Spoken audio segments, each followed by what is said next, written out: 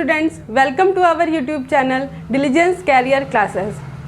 This is Prama Pandey teaching you physics.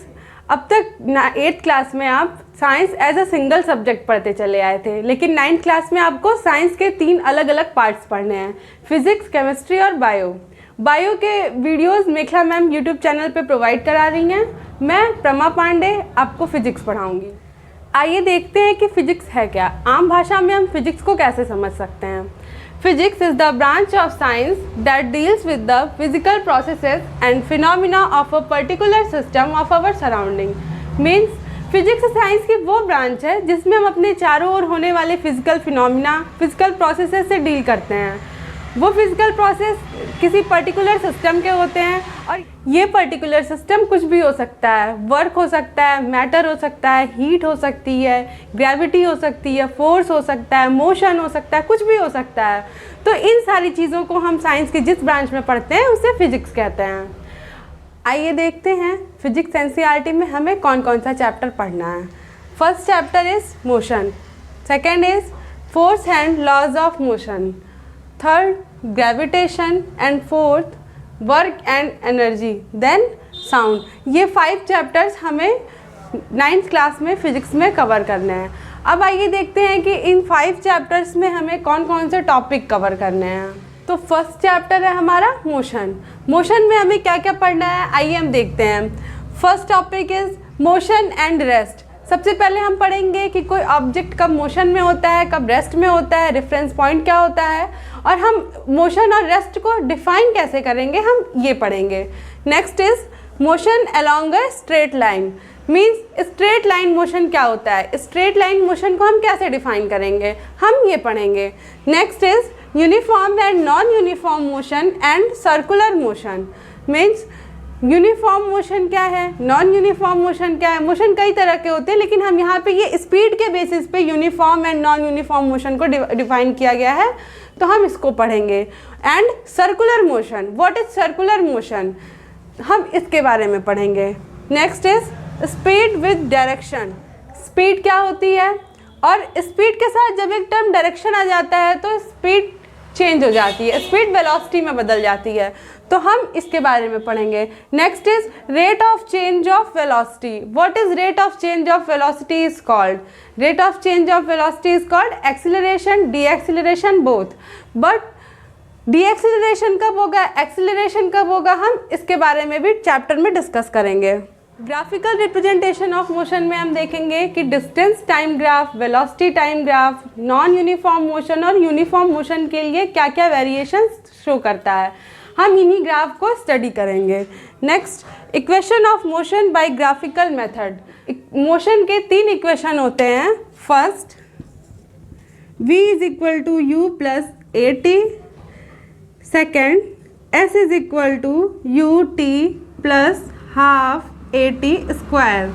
Third is v square is equal to u square plus 2as। अब हम देखते हैं कि यहाँ पे ये जो v, u, a ये सारे टर्म्स क्या हैं। अगर कोई ऑब्जेक्ट मोशन में है और अपनी स्पीड चेंज कर रही है तो u इनिशियल वेलोसिटी को रिप्रेजेंट करता है और v लास्ट वेलोसिटी को रिप्रेजेंट करता है। a is acceleration and t stands for time. Second equation, s is equal to u t plus half a t square. मान लीजिए कोई ऑब्जेक्ट कुछ दूरी चलता है तो यहाँ पे s उसकी जो चली गई दूरी है, उसने जितनी डिस्टेंस कवर की है उसे रिप्रेजेंट करता है। u initial velocity, t time interval and a acceleration. Next, v square is equal to u square plus 2as। Same, v square final velocity, u square initial velocity, a acceleration and s distance. तो हमें इतनी सारी चीज़ें motion chapter में cover करनी है। उसके बाद हम कुछ न्यूमेरिकल्स देखेंगे, एक्सरसाइजेस करेंगे, क्वेश्चंस करेंगे, और भी जो भी आपके एक्स्ट्रा क्वेश्चन करेंगे, जो भी आप पुटअप करेंगे, उसके बाद हम नेक्स्ट चैप्टर देखेंगे। आइए देखते हैं next chapter.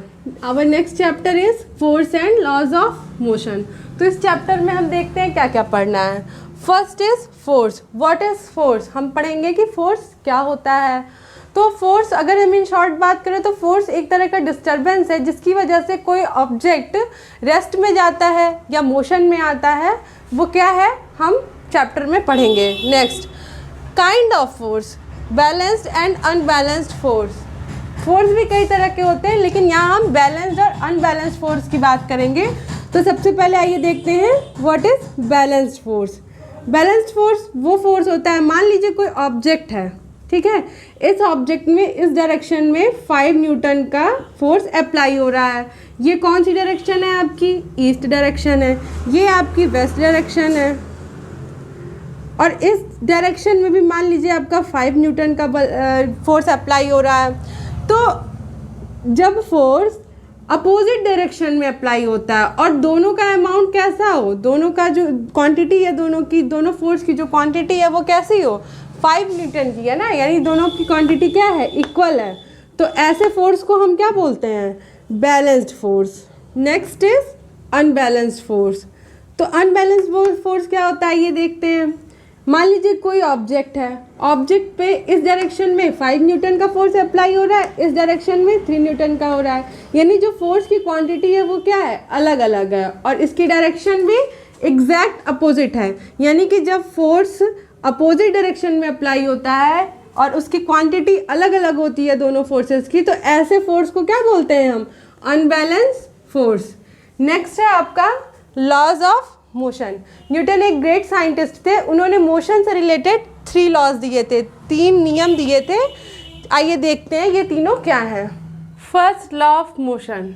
First law of motion क्या है, मान लीजिए कोई बॉडी रेस्ट में है, तो वो बॉडी तब तक रेस्ट में रहेगी जब तक उस पर कोई फोर्स अप्लाई ना हो। मोशन में है कोई बॉडी, तो वो मोशन में ही रहेगी जब तक कि उस पर कोई फोर्स अप्लाई ना हो। यही है first law of motion. Next second law of motion, ये F is equal to ma, और इसके बारे में डिटेल में हम चैप्टर में पढ़ेंगे। Next third law of motion, इसे हम एक्शन रिएक्शन लॉ भी कहते हैं।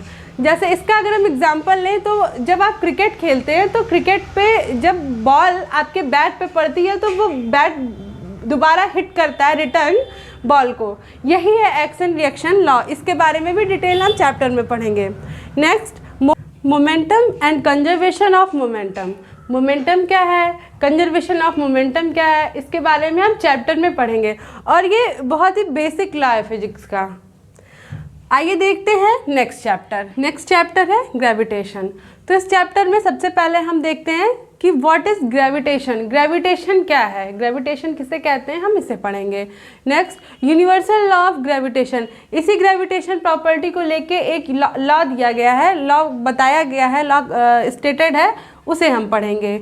Next importance of universal law of gravitation. ये जो यूनिवर्सल लॉ ऑफ ग्रेविटेशन दिया गया है, बताया गया है, इसका क्या क्या इम्पॉर्टेंस है, ये कहाँ कहाँ अप्लाई होता है, अगर ग्रेविटेशन ना होता तो क्या होता, क्या क्या चीज़ें पॉसिबल थी, हमारी लाइफ अर्थ पे पॉसिबल थी, क्या चीज़ पॉसिबल थी क्या नहीं, हम इसके बारे में पढ़ेंगे। Next free fall. Free fall क्या होता है, जब भी कोई ऑब्जेक्ट अर्थ पे गिराया जाता है और उसके रास्ते में कोई भी ऑब्स्टेकल ना आए, वो आसानी से गिरे, तो अर्थ की ग्रेविटी की वजह से उसमें एक्सेलरेशन आ जाता है, जिसकी वजह से उसकी वेलोसिटी होती है। यही है फ्री फॉल, चैप्टर में डिस्कशन करेंगे। G and calculation of its value. What is small g. जैसे अभी हमने फर्स्ट चैप्टर मोशन में एक्सेलरेशन वर्ड का यूज़ किया था, तो वो जनरल एक्सेलरेशन वर्ड है। जी जो स्मॉल जी है, ये ग्रेविटेशनल एक्सेलरेशन है, जो कि ग्रेविटेशनल फोर्स की वजह से अप्लाई होता है, और इसकी वैल्यू हम कैलकुलेट करेंगे mathematically. Motion of objects under influence of gravitational force of earth. चूँकि अर्थ एक ग्रेविटेशनल फोर्स अप्लाई करती है, तो इसकी वजह से जब ऑब्जेक्ट मोशन में होता है तो उसका इक्वेशन हम कैसे निकालेंगे, कैसे डराइव करेंगे, हम इसके बारे में पढ़ेंगे। तो जो हमने इक्वेशन ऑफ मोशन डिस्कस किया था मोशन चैप्टर में, वो थोड़ा सा चेंज हो जाएगा और वो इस तरह से हो जाएगा, v² is equal to u² plus 2gh। Second is h is equal to ut plus half gt²।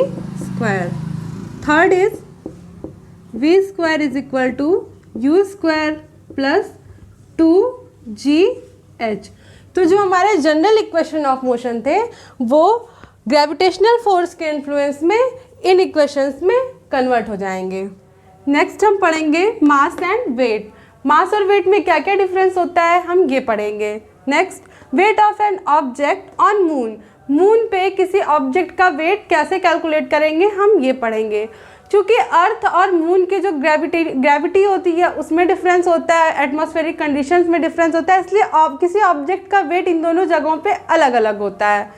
Next, thrust and pressure in fluids. तो पहले तो देखते हैं फ्लूइड्स क्या होता है। ऐसे मैटर जिनमें फ्लो होने की प्रॉपर्टी होती है उन्हें हम फ्लूइड्स कहते हैं, और इन्हीं फ्लूइड्स में थर्स्ट एंड प्रेशर इनके इन क्वालिटीज़ को हम पढ़ेंगे, इन कैरेक्टरिस्टिक्स को पढ़ेंगे, और थर्स्ट और प्रेशर में क्या रिलेशन होता है इसे पढ़ेंगे। Next, buoyancy, what is buoyancy, और इसकी इस प्रॉपर्टी की वजह से एक फोर्स अप्लाई होता है लिक्विड में किसी ऑब्जेक्ट पे, तो हम उसके बारे में पढ़ेंगे, उसे हम बायंट फोर्स कहते हैं। Next, reason of floating and sinking of object on the surface of water. तो वाटर सरफेस पे किसी ऑब्जेक्ट के फ्लोट होने यानी तैरने का कारण और सिंक यानी डूब जाने का क्या कारण होता है। फॉर एग्जांपल, आप समुद्र में देखते हैं जहाज़ तैरता रहता है तो उसका कुछ रीज़न होगा, जबकि एक छोटी सी सुई पानी में डाल दीजिए तो वो डूब जाती है।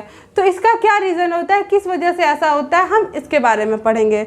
Next, Archimedes principal. आर्किमिडीज एक साइंटिस्ट थे, नाम आप लोगों ने सुना ही होगा, तो हम उन्होंने एक प्रिंसिपल दिया था, उस पर हम डिस्कशन करेंगे। Next, relative density. पहले तो हम डेंसिटी पढ़ेंगे, फिर रिलेटिव डेंसिटी क्या होती है इसके बारे में चर्चा करेंगे। फिर एज यूजुअल कुछ न्यूमेरिकल सॉल्व करेंगे, एनसीईआरटी क्वेश्चंस देखेंगे, आपके क्वेश्चन सॉल्व करेंगे, जो भी एक्स्ट्रा क्वेश्चंस होंगे वो सॉल्व करेंगे। देन हम नेक्स्ट चैप्टर पढ़ेंगे। आइए देखते हैं नेक्स्ट चैप्टर में क्या है। नेक्स्ट चैप्टर है वर्क एंड एनर्जी। आइए देखते हैं इसमें हम क्या क्या टॉपिक कवर करेंगे। First, work and it's scientific conception. कब ये माना जाएगा कि काम हो गया है, वर्क हो गया है, और किस बेसिस पर माना जाएगा, इसका साइंटिफिक कंसेप्शन क्या है, हम इसके बारे में पढ़ेंगे। Next, work done by a constant force. मान लीजिए किसी ऑब्जेक्ट पे कोई फोर्स अप्लाई हो रहा है तो उस ऑब्जेक्ट का वर्क डन क्या होगा, हम उसे कैसे कैलकुलेट करेंगे, हम इसके बारे में पढ़ेंगे। Next, energy. What is energy, energy क्या है हम इसके बारे में पढ़ेंगे, और इसकी यूनिट क्या होती है इसके बारे में पढ़ेंगे। Next, form of energy. हम पढ़ेंगे कि एनर्जी के कितने फॉर्म होते हैं, chemical energy, mechanical energy, heat energy, बहुत सारी एनर्जी होती है, तो हम उनके बारे में डिस्कशन करेंगे। Next, expression for potential energy of body kept at a height. मान लीजिए हम किसी बॉडी, किसी ऑब्जेक्ट को किसी हाइट पे, किसी ऊंचाई पे रख दिए हैं, तो उस ऊंचाई से उस बॉडी की जो पोटेंशियल एनर्जी होगी हम उसे कैसे कैलकुलेट करेंगे ये पढ़ेंगे। Next, conservation of energy. जिस तरह से हमने कंजर्वेशन ऑफ मोमेंटम पढ़ा था, उसी तरह से एक लॉ है conservation of energy. Conservation of energy means किसी सिस्टम की एनर्जी न तो डिस्ट्रॉय होती है, बस ये किसी एक फॉर्म से दूसरे फॉर्म में चेंज हो जाती है। यही है law of conservation of energy. Next is transformation of energy. Transformation of energy क्या होता है, जैसे एनर्जी के बहुत सारे फॉर्म होते हैं, तो किसी एनर्जी के किसी एक फॉर्म का दूसरे फॉर्म में चेंज होना ही ट्रांसफॉर्मेशन ऑफ एनर्जी होता है। बहुत छोटा सा अगर एग्जांपल लें तो जब आप लाइट ऑन करते हैं तो ये इलेक्ट्रिक एनर्जी होती है, और आप लाइट ऑन करते हैं तो आपका बल्ब ऑन हो जाता है, तो वो इलेक्ट्रिक एनर्जी एक डिवाइस की हेल्प से लाइट एनर्जी में चेंज हो जाती है। तो यही है transformation of energy. Next, commercial use of energy. बहुत एनर्जी के बहुत सारे यूज़ होते हैं, कमर्शियल यूज़ होते हैं, जैसे इलेक्ट्रिसिटी प्रोडक्शन में हो गया, फैक्ट्रीज़ में हो गया, बहुत सारी जगह होता है। तो हम यही सारी चीज़ें इस चैप्टर में पढ़ेंगे। फिर एज़ यूजुअल कुछ क्वेश्चन सॉल्व करेंगे, एनसीईआरटी के क्वेश्चन सॉल्व करेंगे, न्यूमेरिकल सॉल्व करेंगे, देन नेक्स्ट चैप्टर। आइए देखते हैं नेक्स्ट चैप्टर। नेक्स्ट चैप्टर है साउंड। देखते हैं साउंड में हमें कौन कौन से टॉपिक कवर करने हैं। फर्स्ट है प्रोडक्शन ऑफ साउंड। साउंड का प्रोडक्शन कहाँ से होता है, कैसे होता है साउंड का प्रोडक्शन, हम इसके बारे में पढ़ेंगे, डिस्कस करेंगे। Next, propagation of sound. जो साउंड है, साउंड जिस सोर्स से प्रोड्यूस होता है, मान लीजिए जिस भी सोर्स से साउंड प्रोड्यूस हो रहा है उससे वो आगे किस तरह से बढ़ेगा, तो इसी आगे बढ़ने को हम बोलते हैं प्रोपगेशन। तो हम साउंड के प्रोपगेशन के बारे में पढ़ेंगे। Next, sound as a wave. Sound जो होता है वो वेव के फॉर्म में निकलता है, तो साउंड वेव के फॉर्म में निकलता है, उस कैरेक्टरिस्टिक्स के बारे में पढ़ेंगे। और ये वेव के फॉर्म में निकलता है और उस वेव फॉर्म में ये प्रोपागेट होता है। Next, characters of sound wave, जो साउंड वेव होती हैं उनके क्या क्या कैरेक्टर्स होते हैं इसके बारे में पढ़ेंगे। फॉर एग्जांपल साउंड वेव को ट्रैवल करने के लिए किसी मीडियम की ज़रूरत होती है, और भी चीज़ें हैं उन्हें हम डिस्कस करेंगे। Next, relation between frequency, wavelength and speed of wave. तो 3 टर्म्स हैं, frequency, wavelength and speed of wave. इन तीनों के बीच में जो रिलेशन होता है, जो उसे हम डेराइव करेंगे और फाइंड आउट करेंगे कि इनके बीच में क्या रिलेशन होता है। बस इतनी सारी चीज़ें पढ़ेंगे, न्यूमेरिकल सॉल्व करेंगे, एनसीईआरटी के क्वेश्चन सॉल्व करेंगे। ये रहा फिजिक्स के सिलेबस का इंट्रोडक्शन। आई होप आपको समझ में आया हो। अगर आपको समझ में आया तो चैनल को सब्सक्राइब कीजिए, वीडियो को लाइक कीजिए और हाँ, दोस्तों के साथ शेयर करना ना भूलें।